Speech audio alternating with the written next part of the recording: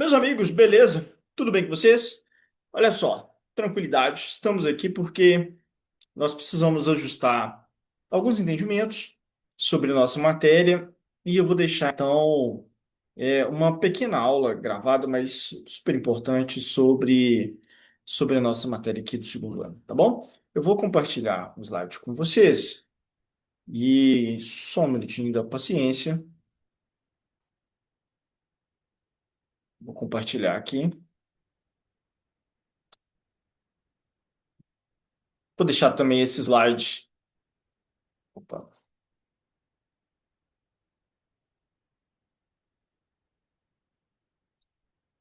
Eu acho que está aparecendo aí, né? E eu vou deixar esse slide também com vocês. E eu vou deixar tudo lá no Google Sala de Aula, tá?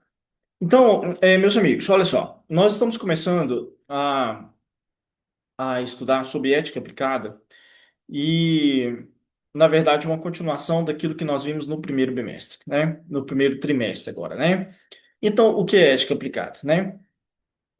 Nós sabemos, então, que a ética nós estudamos já e vimos, percebemos que a ética está muito preocupada com uma reflexão sobre os valores, sobre as normas, os costumes, né? Aquilo que orienta a nossa convivência social, as regras que nós estabelecemos, e inclusive, em muitos aspectos, muitas vezes, ela tem influência direta na nossa própria legislação. E nós, quando estudamos ética filosófica, né?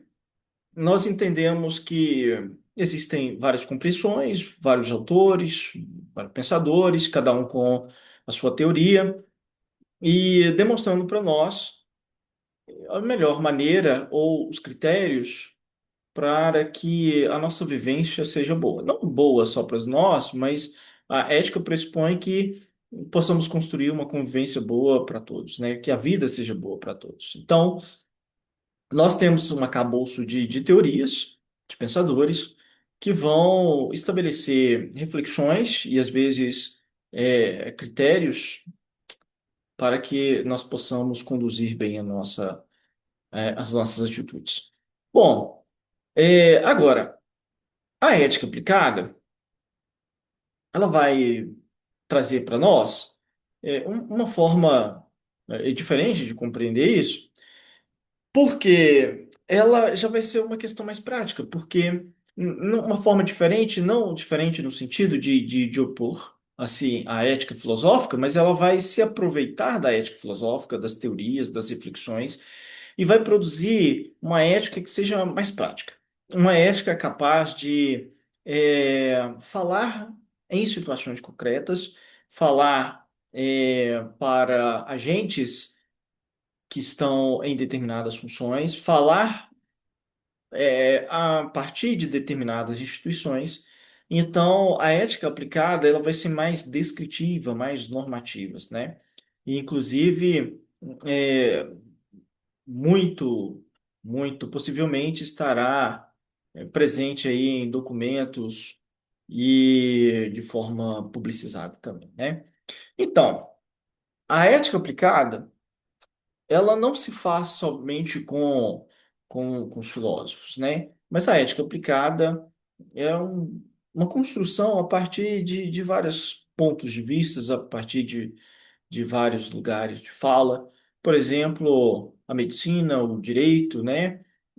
Aqueles que trabalham com tecnologia, políticos, religiosos e por aí vai, tá? Então, a ética aplicada, por exemplo, eu posso pensar que quando a gente chega numa empresa, nós nos deparamos lá com uma plaquinha, né, na recepção que está lá dizendo os valores e princípios daquela empresa. Então, você tem ali um exemplo de ética aplicada. Tá?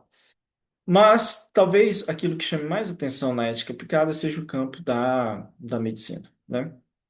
E aí nós estamos falando então de bioética. A medicina e a bioética, elas lidarão então com questões sobre a vida, a morte, a reprodução assistida, né? As intervenções médicas e, né, os procedimentos, o comportamento dos profissionais da área de saúde. Né? A ética aplicada, então, está nas empresas, né? E está ligada também à questão do meio ambiente, preservação, cuidado do meio ambiente. A ética aplicada está ligada, por exemplo, na questão do direito dos animais. A ética aplicada está também em regimentos internos de instituições, como, por exemplo, é, Congresso, né? Regimentos parlamentares e por aí vai, tá? Então, a ética aplicada, em vez de se preocupar muito com teorizar as coisas, e claro que tem teoria, mas ela está muito mais preocupada em ser prática, em resolver questões práticas, em normatizar as condutas e comportamentos. Então, nós temos aqui o entendimento de como que surge isso, né? Essa ética aplicada, né?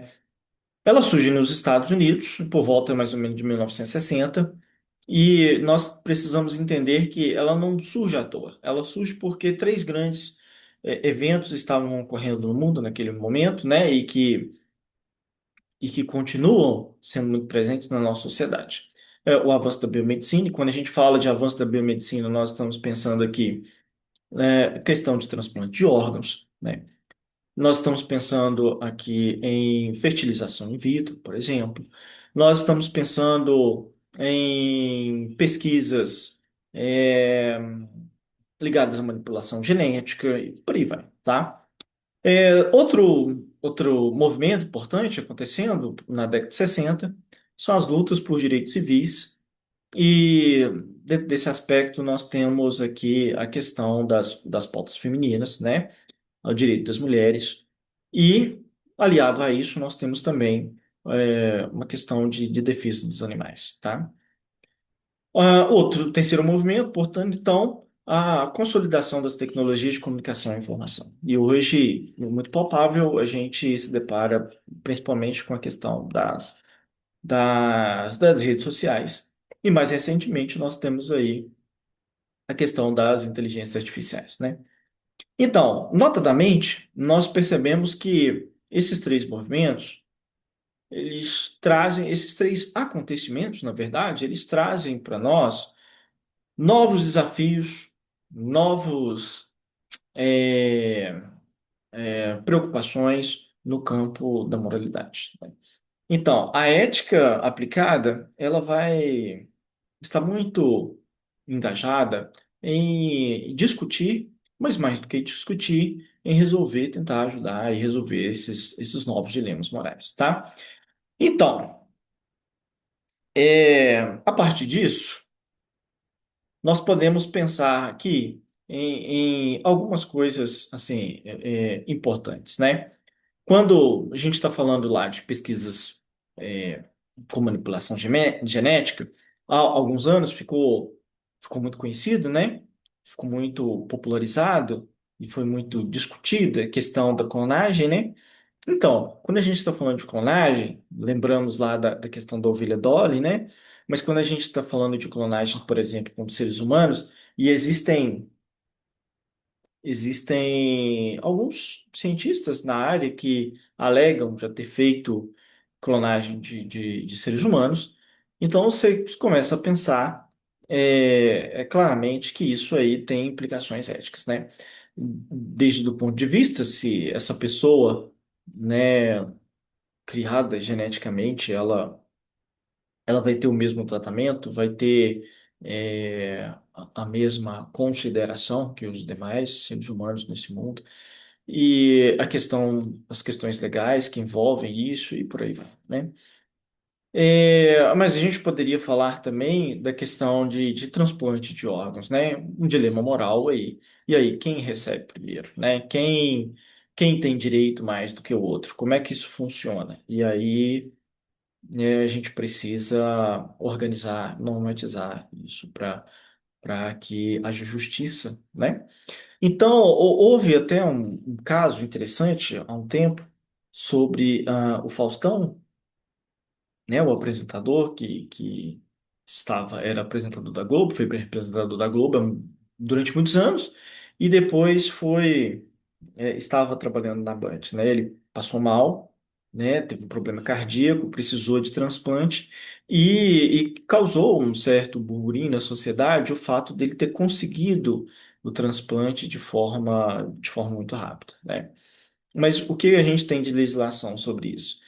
Não existe privilégio, né, nesse sentido. Se a pessoa é mais rica, se a pessoa é mais pobre, e o que se falava, né, nas conversas informais era que justamente ele tinha conseguido justamente por causa do seu poder aquisitivo, né? E por causa também da sua fama, né? E por aí vai.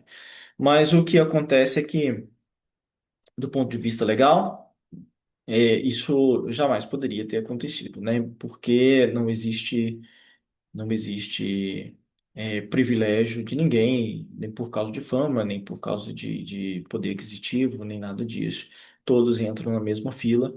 E aí os critérios são critérios próprios da medicina para saber quem vai receber e quem não vai receber, né? Ou quem vai receber primeiro. Bom, então nós temos aí alguns exemplos, né, na área da biomedicina. E mas nós podemos também destacar questões como, por exemplo, o avanço da tecnologia, né? Quando a gente pega, por exemplo, as redes sociais, aí ficou muito conhecido, né? Nos últimos meses, a questão, né, da lei Felca, né?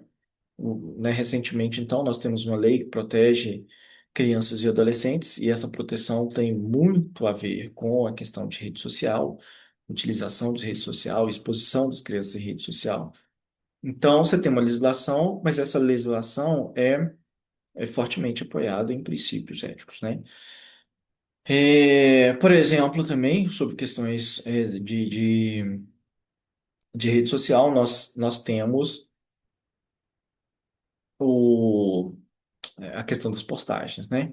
Aí a questão da proteção dos direitos de imagem das pessoas, né? Eu não posso tirar foto de grupos ou grupo de meus alunos e postar em rede social, porque isso aí pode trazer sérios problemas, pode dar sérios problemas, inclusive problemas no âmbito da justiça, né? Então, e tudo isso a gente está falando. Em tudo isso, nós estamos falando sobre ética aplicada, desde a medicina, questão de redes sociais, nós podemos falar também da questão dos direitos dos animais e maus tratos com animais é crime hoje no nosso país, nós temos leis hoje que protegem os animais, mas se percebe que tudo isso, antes de existir a lei, existe uma reflexão ética, e é justamente essa reflexão ética e uma formação nova de consciência das pessoas que acaba provocando, melhor dizendo, a construção, né, de leis específicas aí no nosso país. Então, gente, bom, nós temos aqui alguns exemplos práticos, né? E dentro desses exemplos práticos, uma questão importante, é, importante do ponto de vista de ser interessante, que, por exemplo, as mulheres que gestam filhos, né? Que gestam bebês da própria filha, né? Às vezes, uma mulher não pode engravidar, mas ela faz fertilização artificial, mas quem vai gestar esse feto é a mãe, né? Porque às vezes a pessoa tem algum problema no útero ou sei lá, qualquer outro de ordem médica que não pode ocorrer nela a gestação.